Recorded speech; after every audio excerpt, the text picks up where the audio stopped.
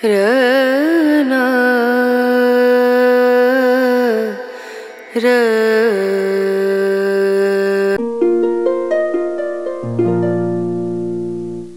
Hi everyone, welcome back to my channel again. Welcome back to another episode of Kerala tour. তো আজকে আমরা গেছিলাম পদ্মনাভস্বামী মন্দিরে, one of the famous temple in Kerala and এটা বিশ্বের সবথেকে ধনী মন্দির। তো চলো ভিডিওটা তোমাদের সাথে শেয়ার করি অ্যান্ড আশা করি ভালো লাগবে দেখতে। ভালো লাগলে চ্যানেলটাকে সাবস্ক্রাইব করে দিয়ে পাশে থাকা বেল আইকনটাকে প্রেস করে দিও। তো প্রথমেই কিছু নিয়ম তোমাদের বলে দিই এই মন্দির সম্পর্কে। তো এখানে টাইমিং হচ্ছে ভোর 3টে থেকে বেলা 12টা অবধি অ্যান্ড বিকেলে 5:30 থেকে 7:30 অবধি। তো আমরা মোটামুটি ওই 6:30টার দিকে গিয়ে লাইনে দিয়েছিলাম তারপরে আমরা 2 ঘন্টা প্রায় লাইনে ছিলাম, তারপরে পুজো দিতে পেরেছি। অ্যান্ড এখানে কিন্তু প্রত্যেকজনকে শাড়ি পরে যেতে হবে, মানে কোনো জিন্স চুড়িদার কিছু অ্যালাউ নেই। হ্যাঁ, বাচ্চাদের মানে 12 বছরের থেকে ছোট মেয়েদেরকে চুড়িদার অ্যালাউ আছে বা ফ্রক টক অ্যালাউ আছে, অ্যান্ড ছেলেদের কিন্তু খালি গা ধুতি পরে যেতে হবে অ্যান্ড সবাই অবভিয়াসলি খালি পায়ে যেতে হবে। এটা হচ্ছে একদম স্ট্রিক্ট নিয়ম। তোমরা ওখানে ড্রেসিং রুম আছে, মানে চেঞ্জিং রুম আছে, চাইলে তোমরা ড্রেস চেঞ্জও করতে পারো, ধুতি বা শাড়ি ভাড়াও নিতে পারো।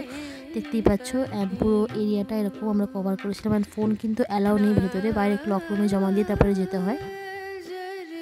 এই মন্দিরের বিশেষ একটা ব্যাপার হচ্ছে এখানে টোটাল 8টা দরজা বা ভল্ট আছে, যার মধ্যে অলরেডি 7টা ওপেন করা হয়ে গেছে বাই ইন্ডিয়ান গভর্নমেন্ট অ্যান্ড সেখানে $20 বিলিয়ন সম্পত্তি বা ট্রেজার পাওয়া গেছে।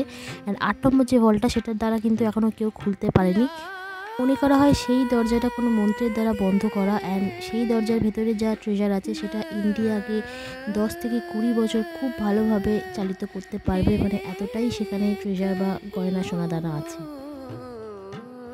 এই যে ক্লিপিংসটা তোমরা দেখছো এটা মন্দিরের গর্ভগৃহে এখানে আরতি হচ্ছিল। এটা আমরা ক্যাপচার করিনি, ওখানে বাইরে থেকে বিশেষ পারমিশন নিয়ে ওদের থেকে ভিডিওটা আমাদের করা, মানে মন্দিরের অথরিটির কাছ থেকে নেওয়া। অ্যান্ড এটা হচ্ছে নারায়ণের অনন্ত শয্যার মূর্তি, আর এনার নাভিপদ্ম থেকে ব্রহ্মাজি উৎপন্ন হয়েছিলেন, সেই জন্য এটার নাম পদ্মনাভ মন্দির।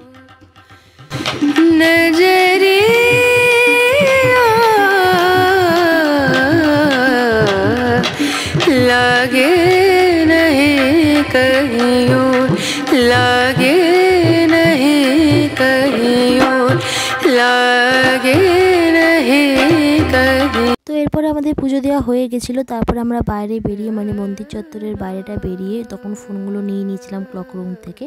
তো ওখানে 10 টাকা, 5 টাকা, 15 টাকা এরকম করে তোমাদের ফোন বা জামা বা ব্যাগ জমা রাখতে পারো। প্রত্যেকটা জায়গায় ক্লক রুম আছে, মেয়েদের আলাদা ছেলেদের আলাদা, খুব ভালোই ব্যবস্থা আছে।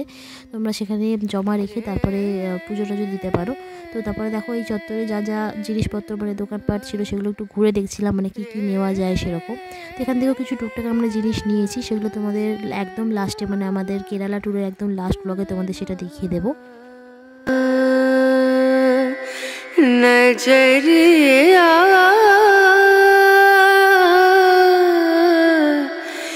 लागे नहीं कहीं ओ, नजरिया लागे नहीं कहीं और, नजरिया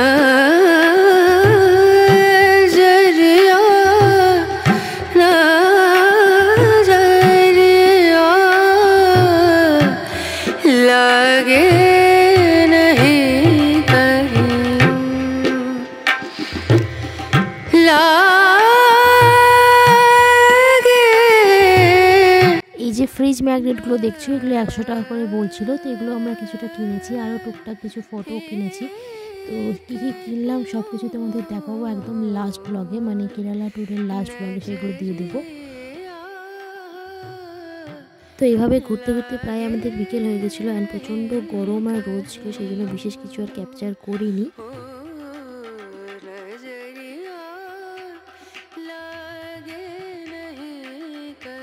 And this beautiful phenomenon is called equinox. দিন আর রাতের যেদিনকে সমান ডিউরেশন থাকে তো সেই দিন সানসেট হওয়ার সময় এই দৃশ্যটা দেখা যায়।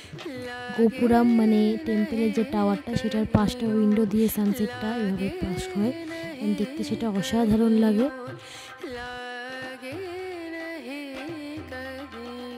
সব কিছুর পর নাইট ভিউটা দেখবো বলে আমরা ওয়েট করছিলাম। তো দেখো কি অসাধারণ লাগছে দেখতে লাইটগুলো জ্বালানোর পর।